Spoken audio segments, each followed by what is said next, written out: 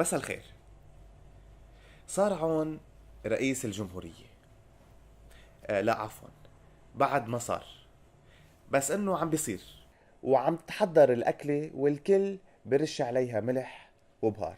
وشوف، كل ما اتنين اتفقوا بين بعضهم على طبخة بيقوموا بتصريح، وبتحس انه جاي الساعة، وبتحس انه هيدا الرئيس دخل عبيت الطاعة، وانه ما في حدا بهالدنيا غير العماد القائد بهالمدى. هيدا العماد المجاهد اللي فل وما خبر حدا. انه معقول يا حزب المجاهدين بدك تخرب بيتك مشان زاوية صغيرة بالحديقة عندك؟ انه الرئيس بري هو صمام الامان لعهدك، وهو ظهر المقاومة ببلدك، وهو كمان اللي صنع النصر وحمى ولدك.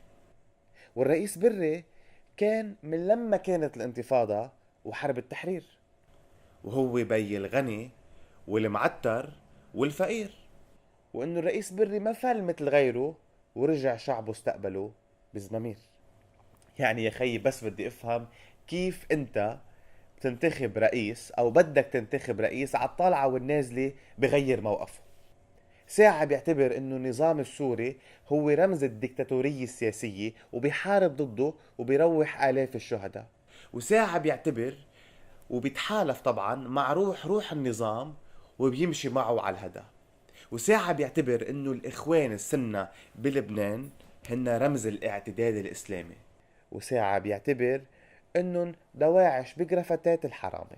وطبعا كمان كان يعتبر انه سلاح حزب الله هو سلاح التنين، وهو طبعا صنع قرار 15/59 ورجع معه. إيه لا يا عماد عون، بدنا نروق. انه هيدا اللي جوات تياره لا يؤتمن عليه، وبيجيب عزوقه الرئيس والزعيم. كيف بدك تأمن فيه على مصالح بلدك؟ انه عندك شك انه صهره رح يصير احسن من ولدك وهو اللي رح يحكم بلدك؟ على كل حال، بدي اقول لدولة الرئيس نبيه بري انه نحن كلنا معارضة لعيونك، مش مشان شي، بس لانه انت حريص على المقاومة وشعبها، مثل ما الاخ العماد حريص على المنصب. على كل حال نحن ناطرين ل 31 تشرين الاول، ومن هلا لوقتها بدنا نقول بدنا نروق، ومن لبنان الجديد نحن معارضة لعيونك.